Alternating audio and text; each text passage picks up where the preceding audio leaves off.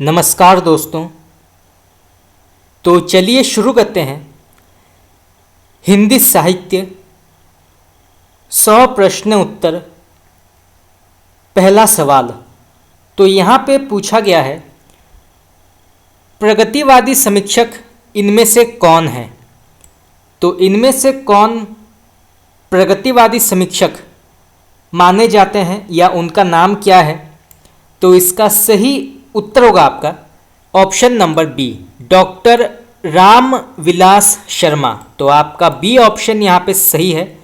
Doctor Ram Vilas Sharma जो हैं ये प्रगतिवादी समीक्षक माने जाते हैं। तो आपका बी ऑप्शन यहाँ पे उचित है। ये प्रश्न कई बार पूछा गया है तो आप इसको नोट कर सकते हैं। चलिए आगे बढ़ते हैं। यहाँ पे प्रश्न पूछा गया है, प्रगतिवादी कवि इनमें से कौन है। तो इनमें से कौन एक प्रगतिवादी कवि माने जाते हैं या उनका नाम क्या है। तो इसका सही उत्तर होगा आपका option number C, Kedarnath Agrawal. तो आपका सी ऑप्शन यहाँ पे सही है। केदारनाथ अग्रवाल प्रगतिवादी कवि माने जाते हैं। तो आपका सी ऑप्शन यहाँ पे सही होगा। ये प्रश्न पूछा गया था पीजीटी परीक्षा 2009 में। चलिए आगे बढ़ते हैं। यहाँ पे प्रश्न पूछा गया है, फूल नहीं रंग बोलते हैं के रचनाकार का नाम क्या है। तो फूल नहीं रंग बोलते हैं के रचनाकार का नाम क्या है या लेखक का नाम क्या है। तो इसका सही आंसर होगा आपका option number A, Kedarnath Agrawal. तो आपका ए ऑप्शन यहाँ पे उचित है। केदारनाथ अग्रवाल फूल नहीं रंग बोलते हैं के लेखक हैं। तो आपका ए ऑप्शन यहाँ पे सही होगा। ये प्रश्न पूछा गया था टीजीटी परीक्षा 2005 में। तो आप इसको नोट कर सकते हैं। चलिए आगे बढ़ते हैं। जमुन जल तुम काव्य के रचनाकार का नाम क्या है। तो जमुन जल तुम काव्य के रचनाकार का नाम क्या है या लेखक का नाम क्या है। तो इसका सही उत्तर होगा आपका option number D, Kedarnath Agrawal. तो आपका डी ऑप्शन यहाँ पे सही है। ये भी कई बार पूछा गया है तो आप इसको नोट कर सकते हैं। चलिए आगे बढ़ते हैं। इनमें से कौन सी रचना केदारनाथ अग्रवाल की नहीं मानी जाती। तो इनमें से कौन सी रचना केदारनाथ अग्रवाल की नहीं मानी जाती। तो इसका सही आंसर होगा आपका ऑप्शन नंबर डी, युगधारा। तो आपका डी ऑप्शन यहाँ पे सही है। युगधारा जो है ये केदारनाथ अग्रवाल की रचना नहीं मानी जाती। इसके वास्तविक लेखक हैं नागार्जुन। तो यहाँ से जो है 2 प्रकार के प्रश्न आ सकते हैं तो आप इसको नोट कर सकते हैं। चलिए आगे बढ़ते हैं। यहाँ पे एक पंक्ति दी गई है तो बताना है इस पंक्ति के लेखक का नाम क्या है। तो सबसे पहले पंक्ति पढ़ते हैं। बहुत ही प्रसिद्ध पंक्ति है, कई बार पूछा गया है तो आप इसको नोट कर सकते हैं। अबे सुन बे गुलाब भूल मत गर पाई खुशबू रंगो आब। काव्य पंक्तियों का संबंध किससे है। तो अबे सुन बे गुलाब फूल भूल मत गर पाई खुशबू रंगो आब। तो इस पंक्ति का संबंध किससे है। तो इसका सही उत्तर होगा आपका ऑप्शन नंबर ए, प्रगतिवादी कविता से। तो आपका ए ऑप्शन यहाँ पे सही है। आप इसको नोट कर सकते हैं।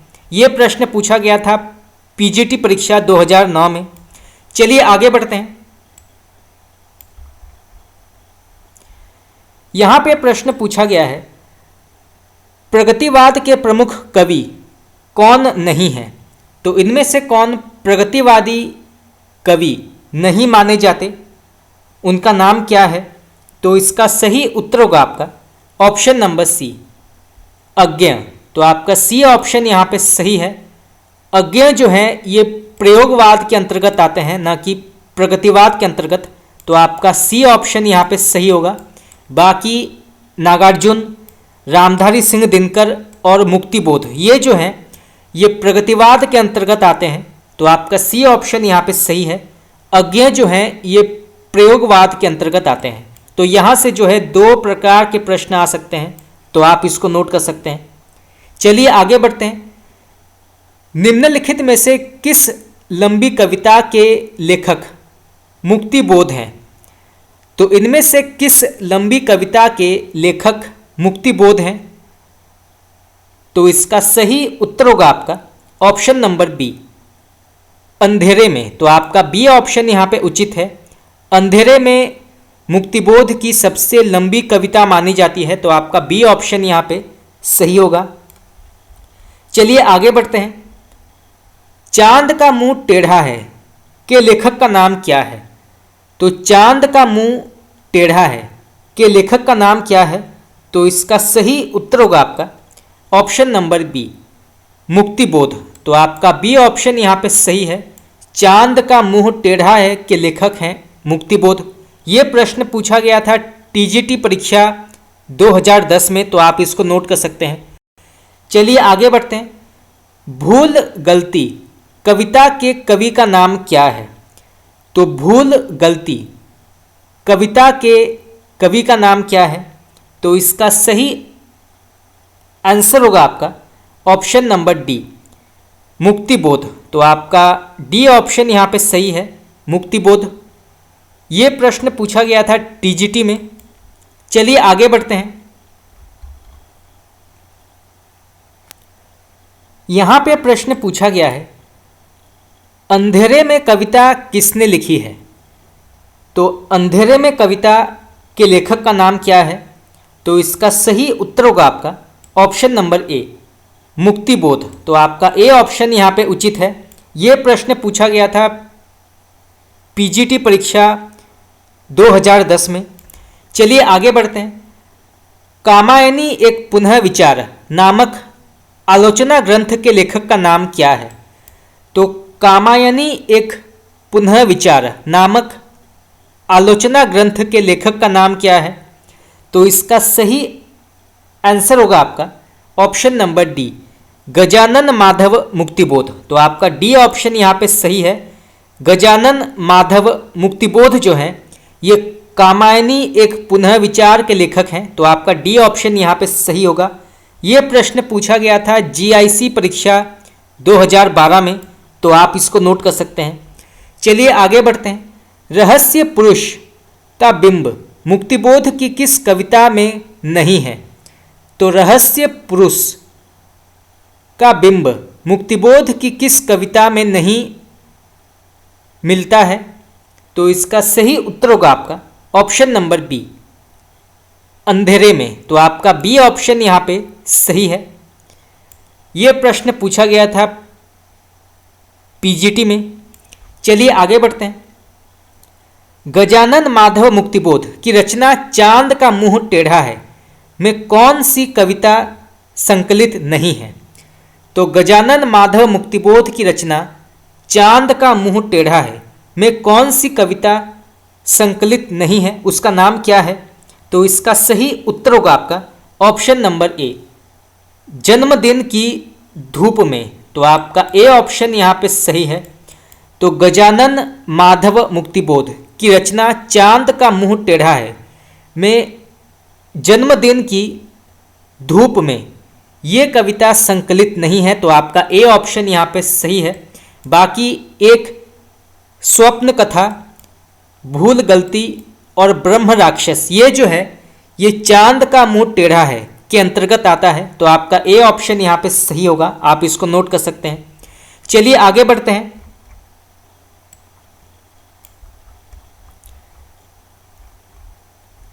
यहाँ पे प्रश्न पूछा गया है, मुक्तिबोध की किस पुस्तक को प्रतिबंधित किया गया था? तो मुक्तिबोध की किस कविता को प्रतिबंधित किया गया था, उसका नाम क्या है? तो इसका सही उत्तर होगा आपका ऑप्शन नंबर डी, भारत इतिहास और संस्कृति। तो आपका डी ऑप्शन यहाँ पे सही है। भारत इतिहास और संस्कृति इसको प्रतिबंधित किया गया था। तो आपका डी ऑप्शन यहाँ पे सही होगा, आप इसको नोट कर सकते हैं। ये प्रश्न आपका पीजीटी परीक्षा 2015 में पूछा गया था। चलिए आगे बढ़ते हैं। त्रिलोचन शास्त्री की कविता हिंदी के अतिरिक्त किस अन्य उपभाषा में प्रकाशित हुई है? तो त्रिलोचन शास्त्री की कविताएं हिंदी के अतिरिक्त किस अन्य उपभाषा में प्रकाशित हुई है? तो इसका सही उत्तर होगा आपका ऑप्शन नंबर सी, अवधि। तो आपका सी ऑप्शन यहाँ पे सही है। तो आप इसको नोट कर सकते हैं, ये प्रश्न भी कई बार पूछा गया है। तो त्रिलोचन की कविताएं जो है ये हिंदी के अलावा अवधी भाषा में भी प्रकाशित हुई है। तो आप इसको नोट कर सकते हैं। चलिए आगे बढ़ते हैं। निम्नलिखित में दिनकर की काव्य रचना कौन सी नहीं है? तो निम्नलिखित में दिनकर की काव्य रचना कौन सी नहीं मानी जाती? तो इसका सही उत्तर होगा आपका ऑप्शन नंबर डी, त्रिधारा। तो आपका डी ऑप्शन यहाँ पे सही है। त्रिधारा जो है ये दिनकर की काव्य रचना नहीं मानी जाती। तो आपका डी ऑप्शन यहाँ पे सही होगा। ये प्रश्न पूछा गया था पीजीटी परीक्षा 2010 में। तो आप इसको नोट कर सकते हैं। चलिए आगे बढ़ते हैं। यहाँ पे प्रश्न पूछा गया है, हारे को हरिनाम शीर्षक काव्य ग्रंथ के रचनाकार का नाम क्या है? तो हारे को हरिनाम शीर्षक काव्य ग्रंथ के रचनाकार का नाम क्या है या लेखक का नाम क्या है? तो इसका सही उत्तर होगा आपका option number B, Ramdhari Singh Dinkar. तो आपका बी ऑप्शन यहाँ पे सही है। रामधारी सिंह दिनकर की काव्य ग्रंथ मानी जाती है हारे को हरिनाम। तो आपका बी ऑप्शन यहाँ पे सही होगा। आप इसको नोट कर सकते हैं। चलिए आगे बढ़ते हैं। संस्कृति के 4 अध्याय किसकी रचना मानी जाती है? तो संस्कृति के 4 अध्याय किसकी रचना मानी जाती है या इसके लेखक का नाम क्या है? तो इसका सही उत्तर होगा आपका option number D, Ramdhari Singh Dinkar. तो आपका डी ऑप्शन यहाँ पे सही है। दिनकर की ये रचना मानी जाती है संस्कृति के 4 अध्याय। तो आपका डी ऑप्शन यहाँ पे सही होगा। ये प्रश्न नेट में कई बार पूछा गया है। तो आप इसको नोट कर सकते हैं। चलिए आगे बढ़ते हैं। रामधारी सिंह दिनकर की किस कृति को आधुनिक युग की गीता कहा गया है? यह प्रश्न भी कई बार पूछा गया है। तो आप इसको नोट कर सकते हैं। तो रामधारी सिंह दिनकर की किस कृति को आधुनिक युग की गीता कहा गया है, उसका नाम क्या है? तो इसका सही उत्तर होगा आपका ऑप्शन नंबर सी, कुरुक्षेत्र। तो आपका सी ऑप्शन यहाँ पे सही है। यह प्रश्न पूछा गया था पीजीटी परीक्षा 2003 में। चलिए आगे बढ़ते हैं।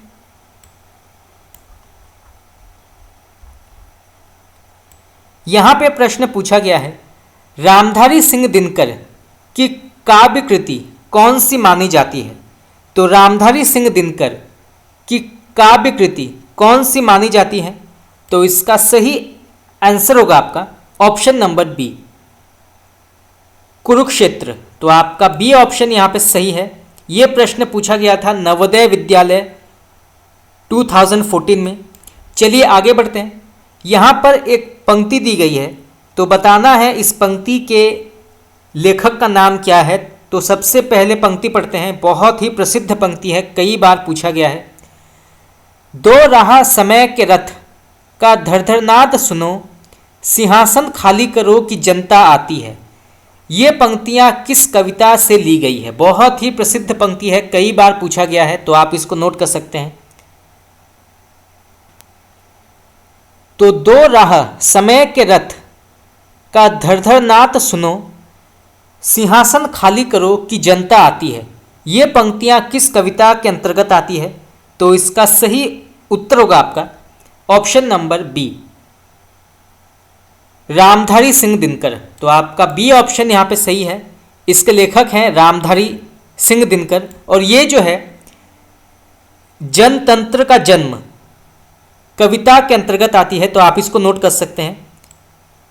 जनतंत्र का जन्म कविता के अंतर्गत ये पंक्ति आती है। चलिए आगे बढ़ते हैं।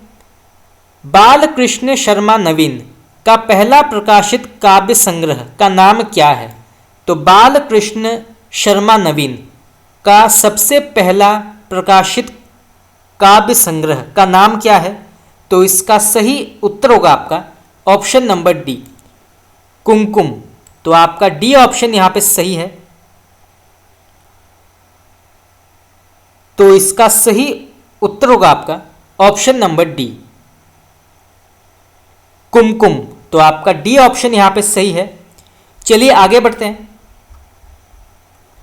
यहां पे प्रश्न पूछा गया है, नवगीत दशक 1, 2, 3 का संपादक कौन था? तो नवगीत दशक 1, 2, 3 का संपादक कौन था? तो इसका सही उत्तर होगा आपका ऑप्शन नंबर ए, शंभुनाथ सिंह। तो आपका ए ऑप्शन यहाँ पे सही है। शंभुनाथ सिंह जो हैं ये नवगीत दशक 1, 2, 3 के संपादक माने जाते हैं। तो आपका ए ऑप्शन यहाँ पे सही होगा। ये प्रश्न पूछा गया है पीजीटी परीक्षा 2010 में। चलिए आगे बढ़ते हैं। यहाँ पे प्रश्न पूछा गया है, प्रयोग अपने आप में इष्ट नहीं है वरन वह साधन है, ये कथन किस वाद के अंतर्गत आता है? तो प्रयोग अपने आप में इष्ट नहीं है वरन वह साधन है, ये कथन किस वाद के अंतर्गत आता है? तो इसका सही उत्तर होगा आपका ऑप्शन नंबर डी, प्रयोगवाद। तो आपका डी ऑप्शन यहाँ पे सही होगा। आप इसको नोट कर सकते हैं, ये प्रश्न कई बार पूछा गया है। तो प्रयोग अपने आप में इष्ट नहीं है वरन वह साधन है, ये कथन जो है ये प्रयोगवाद के अंतर्गत आता है। चलिए आगे बढ़ते हैं। अज्ञेय का पूरा नाम क्या है? तो अज्ञेय का पूरा नाम क्या है? तो इसका सही उत्तर होगा आपका ऑप्शन नंबर सी, सच्चिदानंद हीरानंद वासनायन। तो आपका सी ऑप्शन यहाँ पे सही है। ये प्रश्न पूछा गया था टीजीटी परीक्षा 2010 में। चलिए आगे बढ़ते हैं। प्रयोगवाद के प्रवर्तक के अनुसार प्रयोगवादी कवि का मुख्य तथ्य क्या था? तो प्रयोगवाद के प्रवर्तक के अनुसार प्रयोगवादी कवि का मुख्य तथ्य क्या था? तो इसका सही उत्तर होगा आपका ऑप्शन नंबर सी, नई राहों का अन्वेषण। तो आपका सी ऑप्शन यहाँ पे सही है। आप इसको नोट कर सकते हैं, ये प्रश्न भी कई बार पूछा गया है। तो नई राहों का अन्वेषण ये जो है प्रयोगवादी कवि का मुख्य तथ्य माना जाता है। तो आपका सी ऑप्शन यहाँ पे सही है।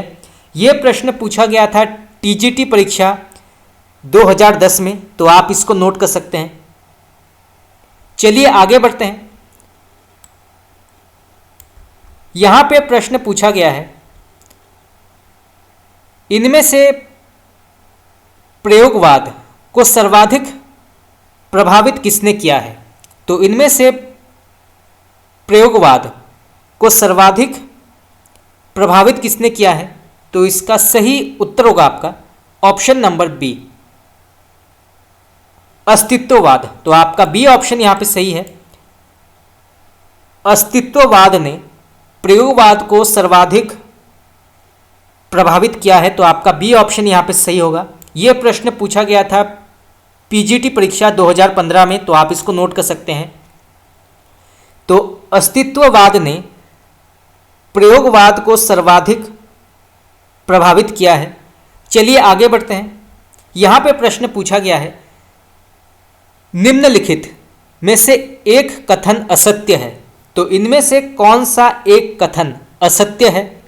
तो इसका सही उत्तर होगा आपका ऑप्शन नंबर डी, नई कविता प्रयोगवाद का विकसित रूप नहीं है। ये ऑप्शन आपका गलत है। तो आपका डी ऑप्शन यहाँ पे गलत होगा। बाकी प्रयोगवाद का जन्म तार सप्तक के प्रकाशन के साथ माना जाता है, ये बिल्कुल सही है। प्रयोगवाद में प्रयोग इष्ट नहीं साधन माना गया है, ये भी सही है। और प्रयोगवादी कविता हास्योन्मुख मध्यवर्गीय समाज के जीवन का चित्र प्रस्तुत करता है, ये भी बिल्कुल सही है। तो आपका ए, बी और सी जो है यहाँ पे सही है। परंतु नई कविता प्रयोगवाद का विकसित रूप नहीं है, ये आपका गलत है। तो आपका डी ऑप्शन यहाँ पे गलत होगा। ये प्रश्न पूछा गया था जीआईसी परीक्षा 2015 में, तो आप इसको नोट कर सकते हैं। चलिए आगे बढ़ते हैं।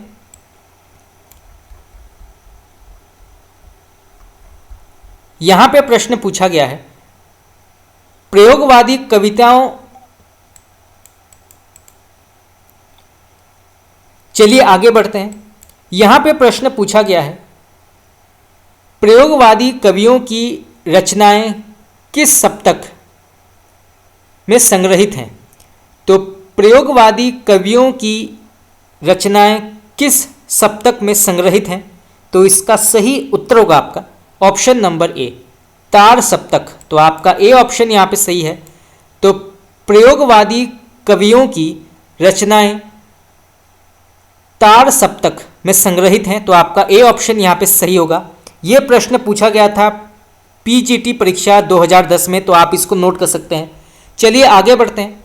यहाँ पे प्रश्न पूछा गया है अज्ञेय कौन से वाद के कवि माने जाते हैं। ये प्रश्न आपका नेट में भी कई बार पूछा गया है, तो आप इसको नोट कर सकते हैं।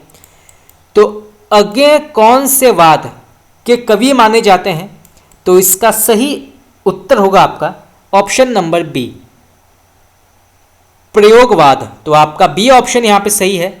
अज्ञेय जो हैं ये प्रयोगवाद के अंतर्गत आते हैं।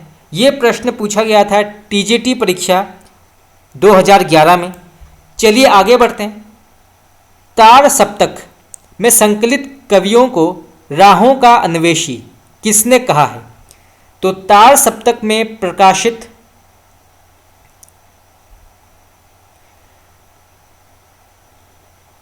कवियों को राहों के अन्वेषी किसने कहा है, तो इसका सही उत्तर होगा आपका ऑप्शन नंबर बी, अज्ञेय।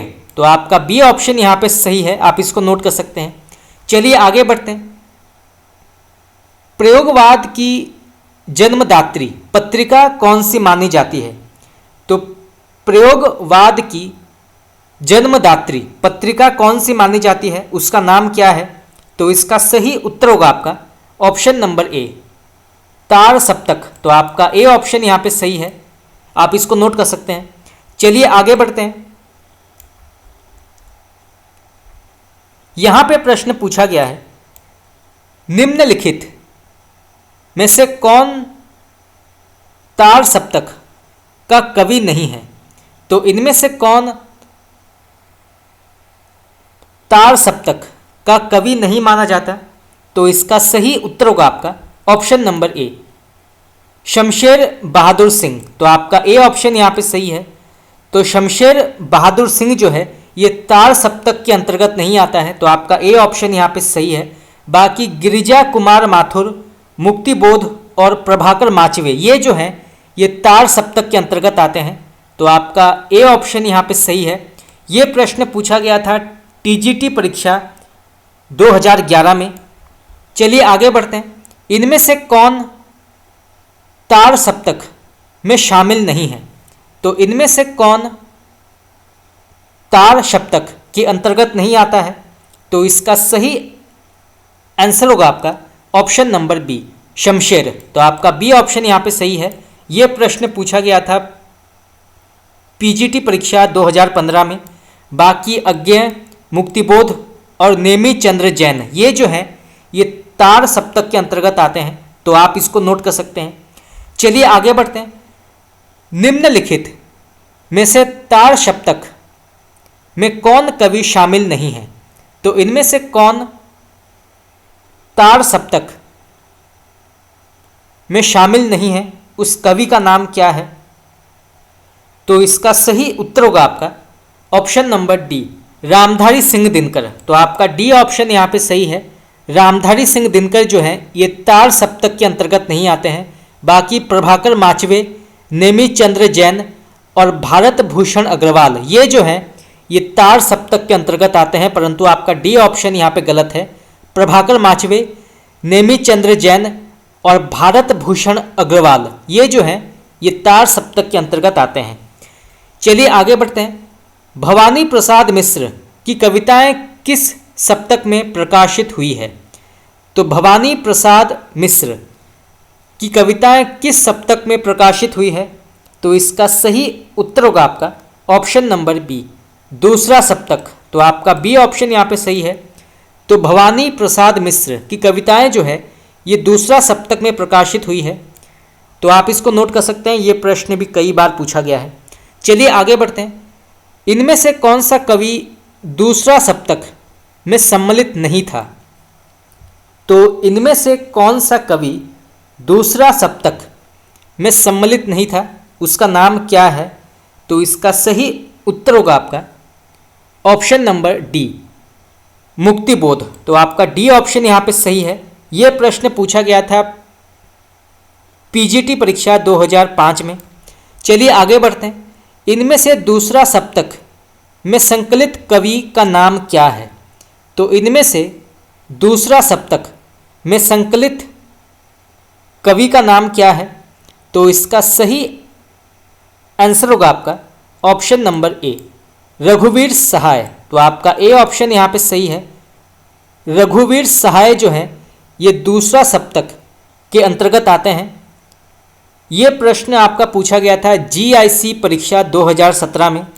चलिए आगे बढ़ते हैं। सन 1951 में प्रकाशित दूसरा सप्तक में कौन सी कवयित्री शामिल थीं?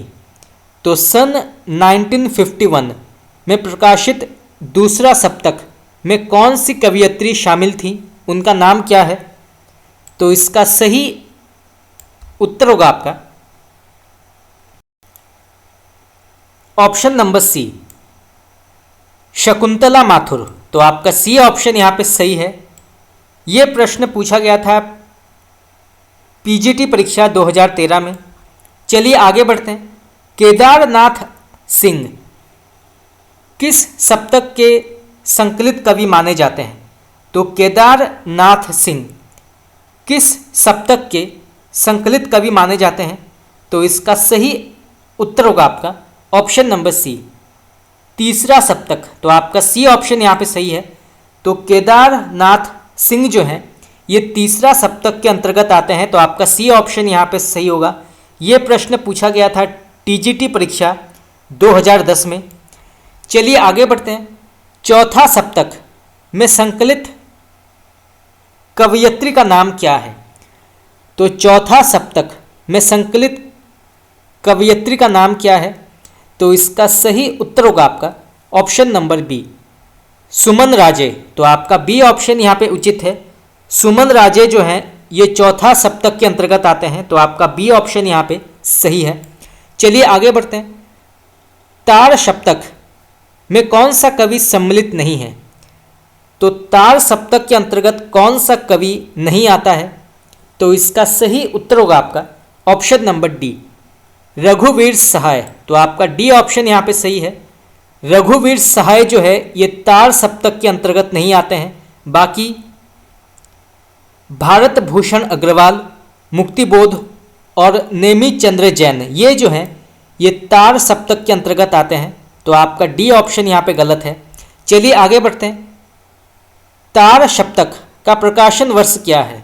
ये भी कई बार पूछा गया है। तो आप इसको नोट कर सकते हैं, नेट में कई बार पूछा गया है। तो तार सप्तक का प्रकाशन वर्ष क्या है? तो इसका सही आंसर होगा आपका ऑप्शन नंबर बी, सन 1943। तो आपका बी ऑप्शन यहाँ पे सही है। सन 1943 को तार सप्तक प्रकाशित हुआ था। चलिए आगे बढ़ते हैं। तार सप्तक का प्रकाशन वर्ष क्या है? वही प्रश्न फिर से पूछा गया है। सबसे पहले पूछा गया था पीजीटी परीक्षा 2002 में और वही प्रश्न फिर से पूछा गया टीजीटी परीक्षा 2005 में। तो तार सप्तक का प्रकाशन वर्ष क्या है? तो इसका सही उत्तर होगा आपका ऑप्शन नंबर बी, सन 1943। तो आपका बी ऑप्शन यहाँ पे उचित है।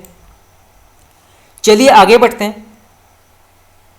तार सप्तक का संबंध किस काव्यधारा से है?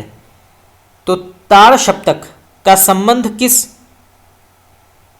काव्यधारा के अंतर्गत आता है? तो इसका सही उत्तर होगा आपका ऑप्शन नंबर बी, प्रयोगवाद। तो आपका बी ऑप्शन यहाँ पे सही है। ये जो है प्रयोगवाद के अंतर्गत आता है तार सप्तक। चलिए आगे बढ़ते हैं।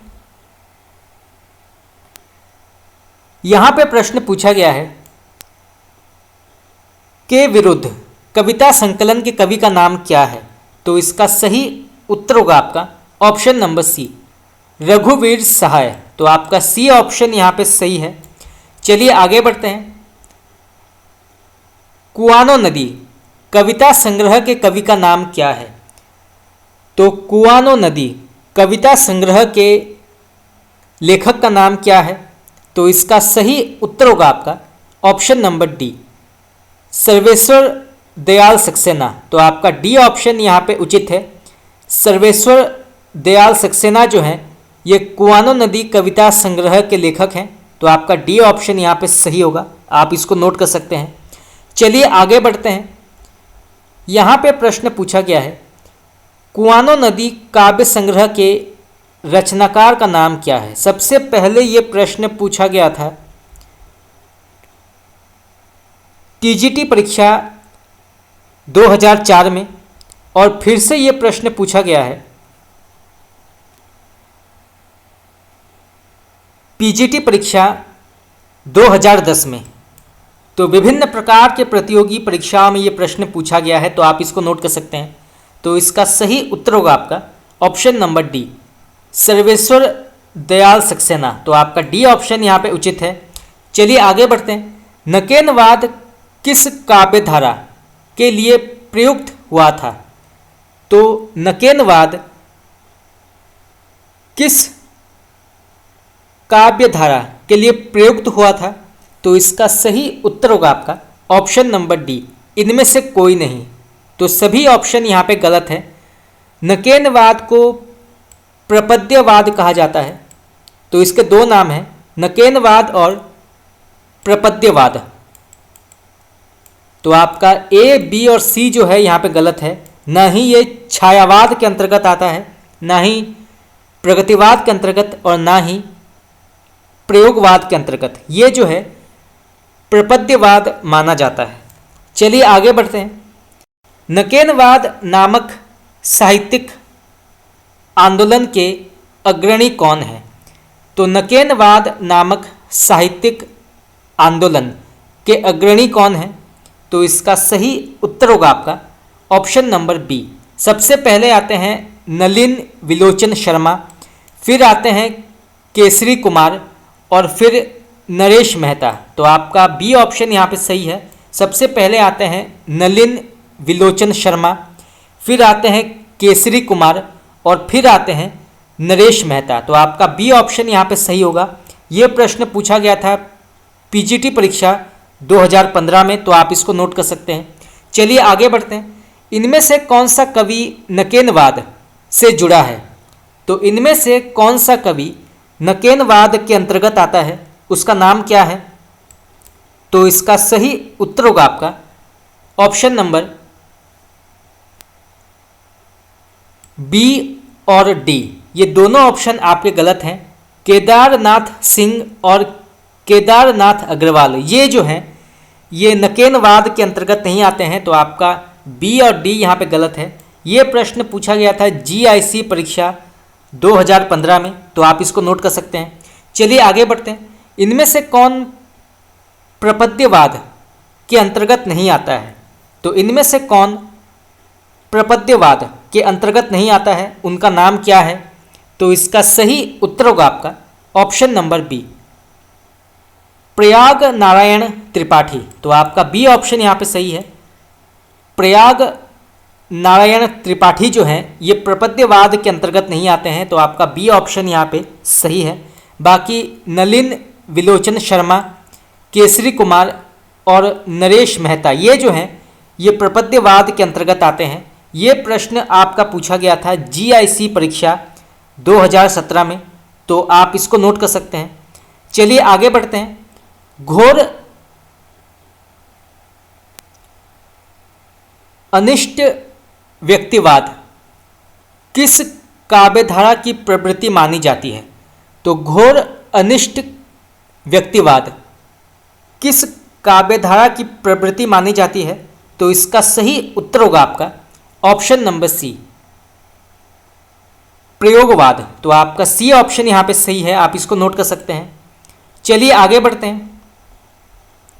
यहाँ पे प्रश्न पूछा गया है, नई कविता के प्रवर्तक का नाम क्या है। ये कई बार पूछा गया है, तो आप इसको नोट कर सकते हैं। तो नई कविता के प्रवर्तक का नाम क्या है, तो इसका सही उत्तर होगा आपका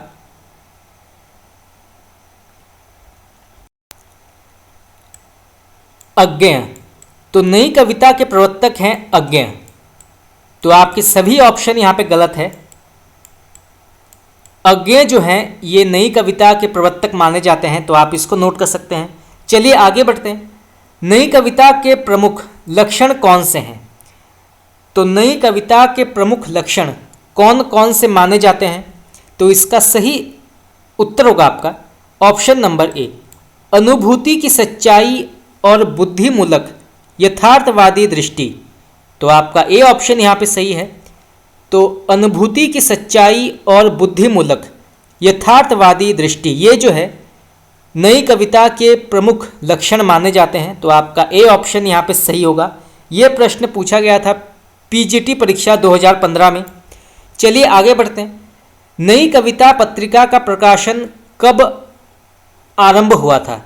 तो नई कविता पत्रिका का प्रकाशन कब हुआ था, तो इसका सही उत्तर होगा आपका ऑप्शन नंबर बी, सन 1954। तो आपका बी ऑप्शन यहाँ पे सही है। सन 1954 को नई कविता पत्रिका का प्रकाशन शुरू हुआ था। तो आप इसको नोट कर सकते हैं, ये प्रश्न भी कई बार पूछा गया है। चलिए आगे बढ़ते हैं। नई कविता पत्रिका का प्रकाशन वर्ष क्या है। तो नई कविता पत्रिका का प्रकाशन वर्ष क्या है, तो इसका सही उत्तर होगा आपका ऑप्शन नंबर सी, 1954। नई कविता की प्रमुख प्रवृत्ति क्या है। तो नई कविता की प्रमुख प्रवृत्ति क्या है, तो इसका सही आंसर होगा आपका ऑप्शन नंबर डी। यहाँ पे सभी ऑप्शन बिल्कुल सही है। सबसे पहले आता है बौद्धिकता का प्राधान्य, इसके बाद यथार्थवाद का अति आग्रह, और फिर कुंठा, निराशा, संदेह की अभिव्यक्ति। ये सभी जो हैं ये नई कविता की प्रमुख प्रवृत्ति माने जाते हैं। तो आपका डी ऑप्शन यहाँ पे सही होगा। सबसे पहले आता है बौद्धिकता का प्राधान्य, फिर यथार्थवाद का अति आग्रह, और फिर कुंठा, निराशा, संदेह की अभिव्यक्ति।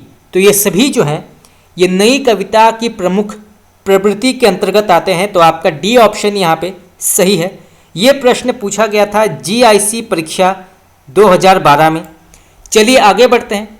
यहाँ पे प्रश्न पूछा गया है, लघु मानव की धारणा किसकी प्रवृत्तिगत विशेषता मानी जाती है। तो लघु मानव की धारणा किसकी प्रवृत्तिगत विशेषता मानी जाती है, तो इसका सही उत्तर होगा आपका ऑप्शन नंबर ए, नई कविता। तो आपका ए ऑप्शन यहाँ पे सही है। तो लघु मानव की धारणा जो है ये नई कविता की प्रवृत्तिगत विशेषता मानी जाती है। तो आप इसको नोट कर सकते हैं। ये प्रश्न भी कई बार पूछा गया है, और ये पूछा गया था जीआईसी परीक्षा 2016 में। चलिए आगे बढ़ते हैं। तो यहाँ पर एक कथन दिया गया है, तो बताना है इस कथन के लेखक का नाम क्या है। तो सबसे पहले कथन पढ़ते हैं, बहुत ही प्रसिद्ध कथन है। नई कविता परंपरा का तिरस्कार है और नई कहानी परंपरा का विस्तार। ये कथन किसका माना जाता है। तो नई कविता परंपरा का तिरस्कार है और नई कहानी परंपरा का विस्तार। तो ये कथन किसका माना जाता है, ये कई बार पूछा गया है। तो आप इसको नोट कर सकते हैं। तो इसका सही उत्तर होगा आपका option number B, Rajendra Yadav. तो आपका बी ऑप्शन यहाँ पे सही है। तो राजेंद्र यादव का ये कथन माना जाता है, नई कविता परंपरा का तिरस्कार है और नई कहानी परंपरा का विस्तार। तो आप इसको नोट कर सकते हैं। चलिए आगे बढ़ते हैं। यहाँ पे प्रश्न पूछा गया है, हिंदी निबंध का उत्कर्ष काल क्या है। तो हिंदी निबंध का उत्कर्ष काल क्या है? तो इसका सही उत्तर होगा आपका ऑप्शन नंबर सी, शुक्ल युग। तो आपका सी ऑप्शन यहाँ पे सही है। ये प्रश्न पूछा गया था पीजीटी परीक्षा 2015 में, तो आप इसको नोट कर सकते हैं। चलिए आगे बढ़ते हैं। कविता क्या है? निबंध के लेखक का नाम क्या है? बहुत ही प्रसिद्ध रचना है, कई बार पूछा गया है, तो आप इसको नोट कर सकते हैं। तो कविता क्या है? निबंध के लेखक का नाम क्या है? तो इसका सही उत्तर होगा आपका ऑप्शन नंबर ए, आचार्य रामचंद्र शुक्ल। तो आपका ए ऑप्शन यहाँ पे सही है, आप इसको नोट कर सकते हैं। ये प्रश्न पूछा गया था टीजीटी परीक्षा 2010 में। चलिए आगे बढ़ते हैं। कविता क्या है? निबंध के लेखक कौन है? सबसे पहले ये प्रश्न पूछा गया था टीजीटी परीक्षा 2010 में, और फिर से वही प्रश्न पूछा गया है नवोदय विद्यालय परीक्षा 2014 में। तो कविता क्या है? निबंध के लेखक का नाम क्या है? तो इसका सही उत्तर होगा आपका ऑप्शन नंबर डी, आचार्य रामचंद्र शुक्ल। तो आपका डी ऑप्शन यहाँ पे उचित है, आप इसको नोट कर सकते हैं। चलिए आगे बढ़ते हैं। यहाँ पे प्रश्न पूछा गया है आचार्य रामचंद्र शुक्ल के निबंध संग्रह चिंतामणि के अब तक कितने भाग प्रकाशित हुए हैं? तो आचार्य रामचंद्र शुक्ल के निबंध संग्रह चिंतामणि के अब तक कितने भाग प्रकाशित हुए हैं? इसकी संख्या क्या है? तो इसका सही उत्तर होगा आपका ऑप्शन नंबर सी, 3। तो आचार्य रामचंद्र शुक्ल के निबंध संग्रह चिंतामणि के अब तक 3 भाग प्रकाशित हुए हैं। तो आपका सी ऑप्शन यहाँ पे सही है। ये प्रश्न पूछा गया था जीआईसी परीक्षा 2017 में, तो आप इसको नोट कर सकते हैं। आचार्य रामचंद्र शुक्ल के निबंध संग्रह का नाम क्या है? तो आचार्य रामचंद्र शुक्ल के निबंध संग्रह का नाम क्या है? तो इसका सही उत्तर होगा आपका ऑप्शन नंबर ए, चिंतामणि। तो आपका ए ऑप्शन यहाँ पे सही है। चिंतामणि जो है ये आचार्य रामचंद्र शुक्ल का निबंध संग्रह है। चलिए आगे बढ़ते हैं। चिंतामणि किस निबंधकार का महत्वपूर्ण निबंध संग्रह माना जाता है? वही प्रश्न फिर से पूछा गया है। सबसे पहले ये पूछा गया था टीजीटी परीक्षा 2004 में, और फिर से ये प्रश्न पूछा गया है पीजीटी परीक्षा 2010 में। तो चिंतामणि किस निबंधकार का महत्वपूर्ण निबंध संग्रह माना जाता है? उनका नाम क्या है? तो इसका सही उत्तर होगा आपका ऑप्शन नंबर ए, आचार्य रामचंद्र शुक्ल। तो आपका ए ऑप्शन यहाँ पे उचित है। चलिए आगे बढ़ते हैं। यहाँ पर एक पंक्ति दी गई है, तो बताना है ये पंक्ति जो है किस लेखक की मानी जाती है और ये किस निबंध का अंश है। तो सबसे पहले पंक्ति पढ़ते हैं। धर्म की रसात्मक अनुभूति का नाम भक्ति है। तो ये कथन जो है आचार्य रामचंद्र शुक्ल के किस निबंध का अंश माना जाता है? तो फिर से पढ़ते हैं। धर्म की रसात्मक अनुभूति का नाम भक्ति है। तो ये कथन जो है आचार्य रामचंद्र शुक्ल के किस निबंध का अंश माना जाता है? तो इसका सही उत्तर होगा आपका ऑप्शन नंबर बी, मानस की धर्मभूमि। तो आपका बी ऑप्शन यहाँ पे सही है। मानस की धर्मभूमि के अंतर्गत ये पंक्ति आती है। तो आपका ये ऑप्शन, तो आपका बी ऑप्शन यहाँ पे सही है, मानस की धर्मभूमि। चलिए आगे बढ़ते हैं। यहाँ पे प्रश्न पूछा गया है सुलोचना निबंध संकलन के लेखक का नाम क्या है? तो सुलोचना निबंध संकलन के लेखक का नाम क्या है? तो इसका सही उत्तर होगा आपका option number B, Bharatendu Harishchandra. तो आपका बी ऑप्शन यहाँ पे सही है। भारतेंदु हरिश्चंद्र की ये निबंध संकलन मानी जाती है सुलोचना। तो आपका बी ऑप्शन यहाँ पे सही होगा, आप इसको नोट कर सकते हैं। ये भी कई बार पूछा गया है। चलिए आगे बढ़ते हैं। यहाँ पे प्रश्न पूछा गया है निबंध संग्रह शदीप्ता के निबंधकार का नाम क्या है? तो निबंध संग्रह शदीप्ता के निबंधकार का नाम क्या है? तो इसका सही उत्तर होगा आपका option number C, doctor Dharmveer Bharti. तो आपका सी ऑप्शन यहाँ पे सही है। तो निबंध संग्रह सदीप्ता जो है ये डॉक्टर धर्मवीर भारती की निबंध मानी जाती है। तो आपका सी ऑप्शन यहाँ पे सही होगा। ये प्रश्न पूछा गया था टीजीटी परीक्षा 2005 में। चलिए आगे बढ़ते हैं। अशोक के फूल निबंध के लेखक का नाम क्या है? तो अशोक के फूल निबंध के लेखक का नाम क्या है? तो इसका सही उत्तर होगा आपका ऑप्शन नंबर बी, आचार्य हजारी प्रसाद द्विवेदी। तो आपका बी ऑप्शन यहाँ पे सही है। आचार्य हजारी प्रसाद द्विवेदी की ये निबंध मानी जाती है अशोक के फूल। तो आपका बी ऑप्शन यहाँ पे सही है। ये प्रश्न पूछा गया था टीजीटी परीक्षा 2010 में। चलिए आगे बढ़ते हैं। यहाँ पे प्रश्न पूछा गया है अशोक के फूल निबंध के लेखक का नाम क्या है? सबसे पहले ये प्रश्न पूछा गया था टीजीटी परीक्षा 2010 में और फिर से ये प्रश्न पूछा गया है टीजीटी परीक्षा 2011 में। तो अशोक के फूल निबंध के लेखक का नाम क्या है? तो इसका सही उत्तर होगा आपका ऑप्शन नंबर ए, आचार्य हजारी प्रसाद द्विवेदी। तो आपका ए ऑप्शन यहाँ पे सही है, आप इसको नोट कर सकते हैं। चलिए आगे बढ़ते हैं।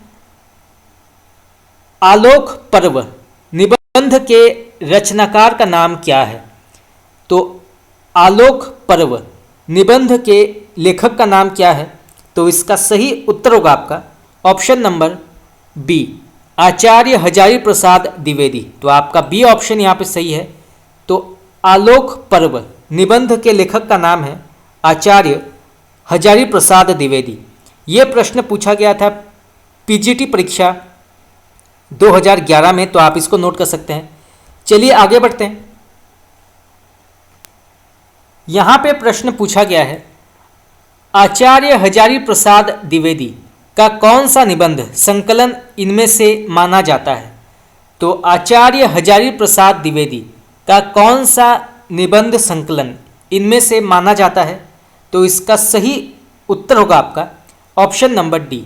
ये सभी ऑप्शन यहाँ पे सही है। तो आपका डी ऑप्शन यहाँ पे उचित है। पहला आता है अशोक के फूल, फिर कुटज और फिर कल्पलता। ये सभी जो है ये सही है। तो आपका डी ऑप्शन यहाँ पे सही होगा। ये प्रश्न पूछा गया था नवोदय विद्यालय परीक्षा 2014 में। तो अशोक के फूल, कुटज और कल्पलता इसके लेखक हैं आचार्य हजारी प्रसाद द्विवेदी। तो आप इसको नोट कर सकते हैं। चलिए आगे बढ़ते हैं। नाखून क्यों बढ़ते हैं ये किस विधा की रचना मानी जाती है? तो नाखून क्यों बढ़ते हैं किस विधा के अंतर्गत आती है? तो इसका सही उत्तर होगा आपका ऑप्शन नंबर बी, निबंध। तो आपका बी ऑप्शन यहाँ पे सही है। नाखून क्यों बढ़ते हैं ये निबंध विधा के अंतर्गत आती है। तो आपका बी ऑप्शन यहाँ पे सही होगा, निबंध विधा। ये प्रश्न पूछा गया था जीआईसी परीक्षा 2017 में। तो आप इसको नोट कर सकते हैं। चलिए आगे बढ़ते हैं। नाखून क्यों बढ़ते हैं के निबंधकार का नाम क्या है? तो फिर से वह प्रश्न पूछा गया है। सबसे पहले ये प्रश्न पूछा गया था पीजीटी परीक्षा 2004 में और फिर से ये प्रश्न पूछा गया है जीआईसी परीक्षा 2017 में। तो नाखून क्यों बढ़ते हैं के निबंधकार का नाम क्या है? तो इसके लेखक हैं ऑप्शन नंबर बी, आचार्य हजारी प्रसाद द्विवेदी। तो आपका बी ऑप्शन यहाँ पे सही है, आप इसको नोट कर सकते हैं। चलिए आगे बढ़ते हैं। इनमें से कौन सा आचार्य हजारी प्रसाद द्विवेदी का निबंध नहीं माना जाता? तो इनमें से कौन सा आचार्य हजारी प्रसाद द्विवेदी का निबंध नहीं माना जाता, उसका नाम क्या है? तो इसका सही उत्तर होगा आपका ऑप्शन नंबर डी, कल्प वृक्ष। तो आपका डी ऑप्शन यहाँ पे सही है। कल्प वृक्ष जो है ये हजारी प्रसाद द्विवेदी का निबंध नहीं माना जाता। तो आपका डी ऑप्शन यहाँ पे उचित है। बाकी कल्पलता, कुटज और अशोक के फूल इसके लेखक हैं आचार्य हजारी प्रसाद द्विवेदी। तो आपका डी ऑप्शन यहाँ पे उचित है। ये प्रश्न पूछा गया था पीजीटी परीक्षा 2015 में। चलिए आगे बढ़ते हैं। रसज्ञ रंजन किस सुप्रसिद्ध निबंधकार की कृति मानी जाती है? तो रसज्ञ रंजन किस सुप्रसिद्ध निबंधकार की कृति मानी जाती है, उनका नाम क्या है? तो इसका सही उत्तर होगा आपका ऑप्शन नंबर डी, आचार्य हजारी। ऑप्शन नंबर डी, आचार्य महावीर प्रसाद द्विवेदी। तो आपका डी ऑप्शन यहाँ पे सही है। तो रसज्ञ रंजन ये जो है आचार्य महावीर प्रसाद द्विवेदी की अत्यंत ही प्रसिद्ध निबंध मानी जाती है। तो आपका डी ऑप्शन यहाँ पे सही होगा, आप इसको नोट कर सकते हैं। ये प्रश्न पूछा गया था टीजीटी परीक्षा 2009 में। चलिए आगे बढ़ते हैं। यहाँ पे प्रश्न पूछा गया है निम्नलिखित में से निबंध संग्रह और उसके लेखक का एक ऑप्शन यहाँ पे गलत है। तो वो ऑप्शन कौन सा है? तो फिर से पढ़ते हैं। इनमें से कौन से निबंध संग्रह और उसके लेखक का एक ऑप्शन यहाँ पे गलत है? तो इसका सही उत्तर होगा आपका ऑप्शन नंबर बी, शतीब्दा के लेखक प्रभाकर माचवे नहीं है। तो आपका बी ऑप्शन यहाँ पे गलत है। तो शब्दिता जो है इसके लेखक प्रभाकर माचवे नहीं माने जाते। तो आपका बी ऑप्शन यहाँ पे गलत होगा। ये प्रश्न पूछा गया था जीआईसी परीक्षा 2012 में। तो शब्दिता के वास्तविक लेखक हैं अज्ञ। तो यहाँ से जो है दो प्रकार के प्रश्न आ सकते हैं। बाकी युग संधियों के लेखक हैं अज्ञ, ये बिल्कुल सही है। मल्लीनाथ की परंपरा के लेखक हैं रविंद्रनाथ त्यागी, ये भी बिल्कुल सही है।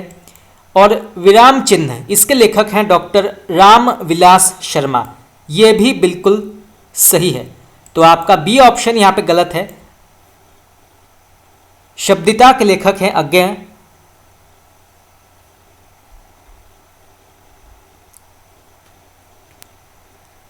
चलिए आगे बढ़ते हैं। यहाँ पे प्रश्न पूछा गया है इनमें से कौन से निबंध संग्रह और उसके लेखक का एक ऑप्शन यहाँ पे गलत है। तो इनमें से कौन से निबंध संग्रह और उसके लेखक का एक ऑप्शन यहाँ पे गलत है। तो इसका सही उत्तर होगा आपका ऑप्शन नंबर बी, शब्दिता। इसके लेखक प्रभाकर माचवे नहीं है। तो आपका बी ऑप्शन यहाँ पे गलत है। इसके वास्तविक लेखक हैं डॉक्टर धर्मवीर भारती। तो डॉक्टर धर्मवीर भारती जो हैं ये शब्दिता के लेखक माने जाते हैं। तो आपका बी ऑप्शन यहाँ पे सही है। ये प्रश्न पूछा गया था जीआईसी परीक्षा 2012 में। बाकी युग संधियों पर के लेखक हैं अज्ञ, ये बिल्कुल सही है। मल्लीनाथ की परंपरा के लेखक हैं रविंद्रनाथ त्यागी, ये भी बिल्कुल सही है। और विराम चिन्ह इसके लेखक हैं डॉक्टर राम विलास शर्मा, ये भी बिल्कुल सही है। परंतु आपका बी ऑप्शन यहाँ पे गलत है। तो आप इसको नोट कर सकते हैं, ये प्रश्न भी कई बार पूछा गया है। चलिए आगे बढ़ते हैं। यहाँ पे आपको मिलान करना है सूची 1 को सूची 2 के साथ। तो सूची 1 में निबंध संग्रह है और दूसरे सूची में लेखक। तो कौन सा निबंध किस लेखक के अंतर्गत आता है ये बताना है। तो सबसे पहले आता है मैंने सिल पहुंचाई। तो मैंने सिल पहुंचाई के लेखक का नाम क्या है? तो इसका सही उत्तर होगा आपका option number D, doctor Vidyaniwas Mishra. इसके बाद आता है सुनो भाई साधो। तो सुनो भाई साधो के लेखक का नाम क्या है? तो इसके लेखक हैं ऑप्शन नंबर ए, हरिशंकर परसाई। इसके बाद आता है शिखरों के सेतु। तो शिखरों के सेतु के लेखक का नाम क्या है? तो इसके लेखक हैं option number B, Shiv Prasad Singh. इसके बाद आता है रस आखेटक। तो रस आखेटक के लेखक का नाम क्या है? तो इसके लेखक हैं ऑप्शन नंबर 3 कुबेर नाथ राय। तो आपका बी ऑप्शन यहाँ पे सही होगा, आप इसको नोट कर सकते हैं। चलिए आगे बढ़ते हैं। ये प्रश्न पूछा गया था जीआईसी परीक्षा 2017 में।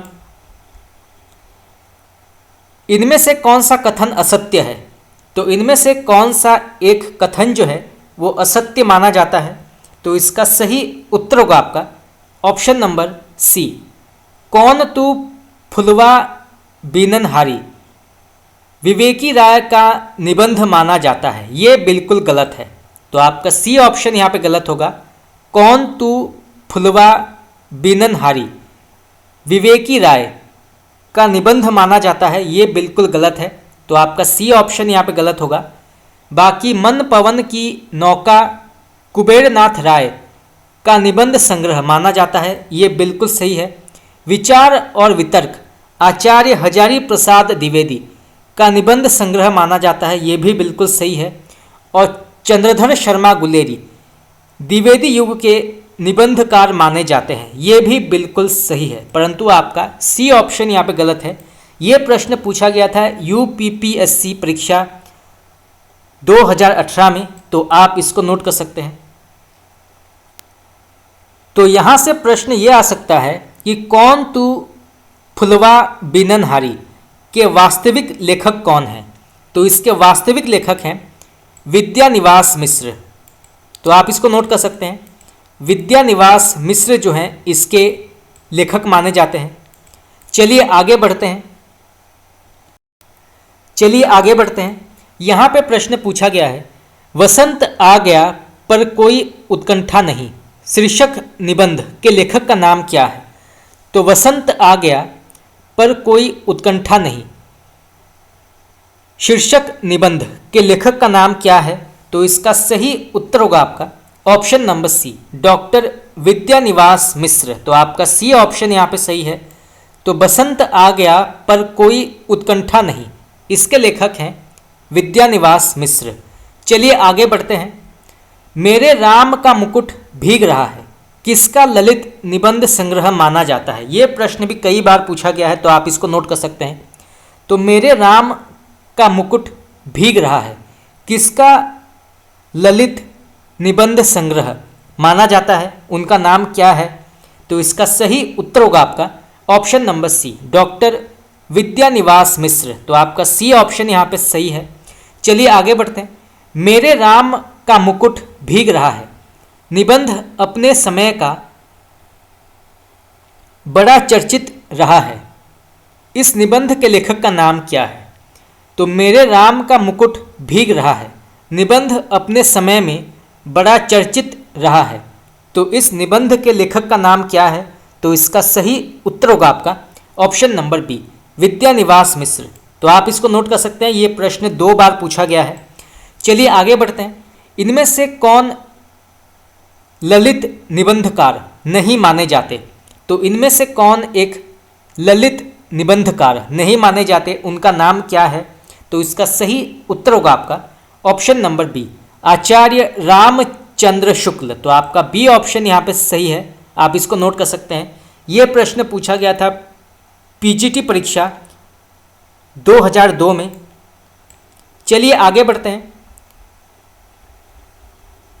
यहाँ पे प्रश्न पूछा गया है इनमें से कौन सा निबंधकार ललित निबंधकार नहीं है? तो इनमें से कौन सा निबंधकार ललित निबंधकार के अंतर्गत नहीं आता है, उनका नाम क्या है? तो इसका सही उत्तर होगा आपका, तो यहाँ पे सभी ऑप्शन सही है। डॉक्टर रामविलास शर्मा, कुबेरनाथ राय, विद्यानिवास मिश्र और आचार्य हजारी प्रसाद द्विवेदी, ये सभी जो हैं ये ललित निबंधकार माने जाते हैं। तो आपका सभी ऑप्शन यहाँ पे सही होगा। ये प्रश्न पूछा गया था टीजीटी परीक्षा 2001 में। चलिए आगे बढ़ते हैं। पत्रकारिता के स्तर से निबंध शैली को विकसित करने वाले प्रमुख लेखक का नाम क्या है? तो पत्रकारिता के स्तर से निबंध शैली को विकसित करने वाले प्रमुख लेखक का नाम क्या है? तो इसका सही उत्तर होगा आपका ऑप्शन नंबर सी, राम वृक्ष बेनीपुरी। तो आपका सी ऑप्शन यहाँ पे सही है। तो पत्रकारिता के स्तर से निबंध शैली को विकसित करने वाले प्रमुख लेखक का नाम है राम वृक्ष बेनीपुरी। तो आप इसको नोट कर सकते हैं, ये प्रश्न भी कई बार पूछा गया है। चलिए आगे बढ़ते हैं। यहाँ पे प्रश्न पूछा गया है, वंदे वाणी विनायको इनमें से किसका निबंध संग्रह माना जाता है। तो वंदे वाणी विनायको इनमें से किसका निबंध संग्रह माना जाता है, उनका नाम क्या है।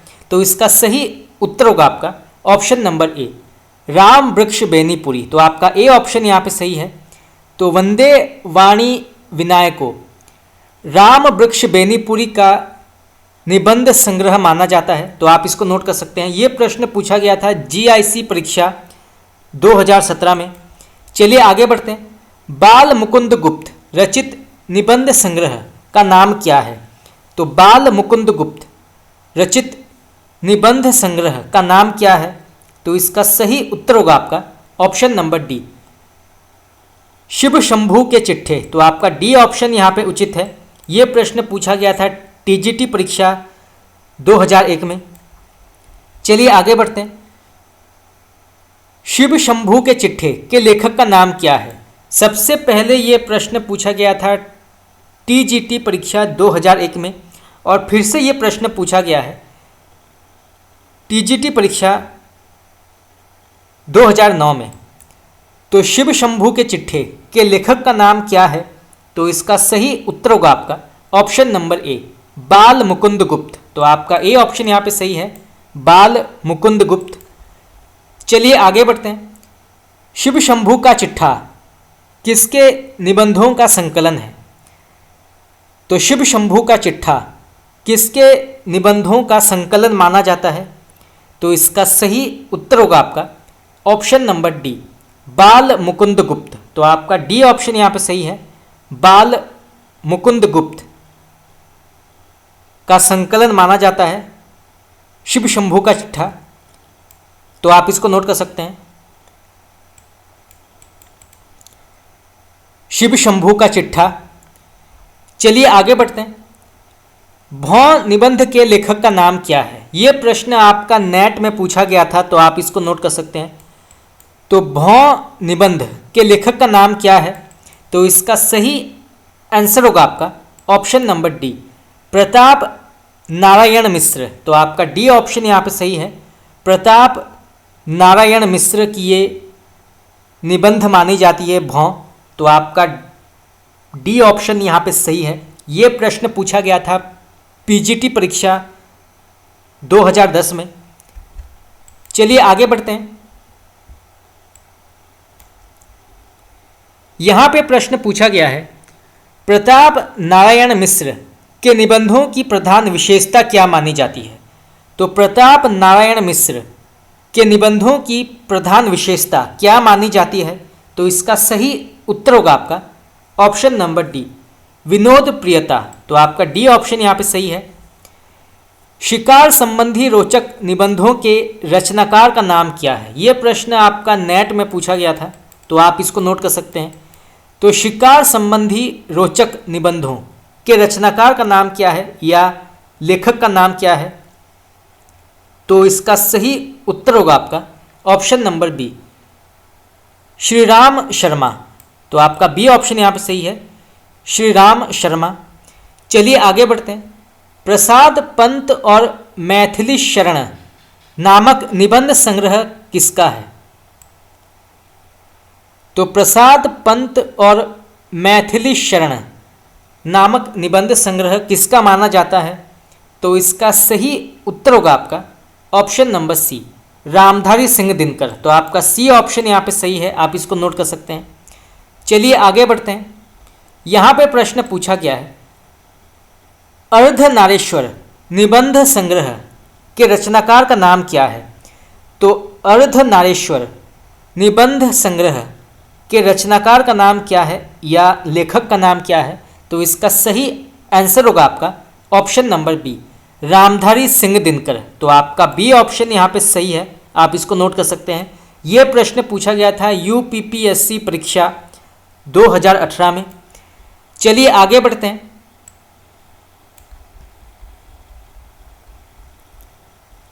यहाँ पे प्रश्न पूछा गया है, निषाद बांसुरी की रचना विधा क्या है? तो निषाद बांसुरी किस रचना विधा के अंतर्गत आती है? तो इसका सही उत्तर होगा आपका ऑप्शन नंबर डी, ललित निबंध। तो आपका डी ऑप्शन यहाँ पे सही है। तो निषाद बांसुरी जो है ये ललित निबंध के अंतर्गत आती है। तो आपका डी ऑप्शन यहाँ पे उचित है, निषाद बांसुरी। चलिए आगे बढ़ते हैं। प्रिया नीलकंठी तथा निषाद बांसुरी किसके निबंध संग्रह है? ये प्रश्न भी कई बार पूछा गया है। तो प्रिया नीलकंठी और निषाद बांसुरी किसके निबंध संग्रह माने जाते हैं? तो इसका सही आंसर होगा आपका ऑप्शन नंबर सी, कुबेर नाथ राय। तो आपका सी ऑप्शन यहाँ पे उचित है। ये प्रश्न पूछा गया था जीआईसी परीक्षा 2012 में। चलिए आगे बढ़ते हैं। केवल 6 निबंध लिखकर इनमें से कौन से लेखक ने हिंदी जगत में ख्याति अर्जित की थी? तो फिर से पढ़ते हैं। केवल 6 निबंध लिखकर इनमें से कौन से कवि ने हिंदी जगत में ख्याति अर्जित की थी, उनका नाम क्या है? तो इसका सही उत्तर होगा आपका ऑप्शन नंबर बी, पूर्ण सिंह। तो आपका बी ऑप्शन यहाँ पे सही है। ये प्रश्न पूछा गया था यूपीपीएससी परीक्षा 2018 में। चलिए आगे बढ़ते हैं। हिंदी साहित्य में सरदार पूर्ण सिंह की ख्याति किस रूप में मानी जाती है? तो हिंदी साहित्य में सरदार पूर्ण सिंह की ख्याति जो है किस रूप में पाई जाती है? तो इसका सही आंसर होगा आपका ऑप्शन नंबर सी, एक निबंधकार के रूप में। तो आपका सी ऑप्शन यहाँ पे सही है। तो एक निबंधकार के रूप में हिंदी साहित्य में सरदार पूर्ण सिंह की ख्याति मानी जाती है। तो आपका सी ऑप्शन यहाँ पे उचित है। तो दोस्तों इसी के साथ हमारा आज का क्लास यहाँ पे समाप्त हुआ। आज हमने कुछ और 100 महत्वपूर्ण हिंदी साहित्य के प्रश्न उत्तर की चर्चा की। आगे हम और भी प्रश्न उत्तर की चर्चा करेंगे, जैसे हिंदी साहित्य, कहानी, जीवनी, आलोचना और भी जो विभिन्न प्रकार के गद्य और पद्य विधाएं हैं उनकी भी चर्चा हम करेंगे। तो आज के लिए इतना ही। अगर आप लोगों को मेरा क्लास अच्छा लगा तो आप मुझे कमेंट करके बता सकते हैं। आपका बहुत बहुत धन्यवाद।